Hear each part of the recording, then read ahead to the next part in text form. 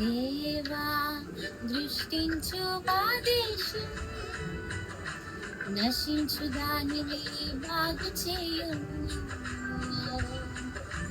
దేవా దృష్టించు మా దేశం, నశించు దానిని బాగు చేయుము.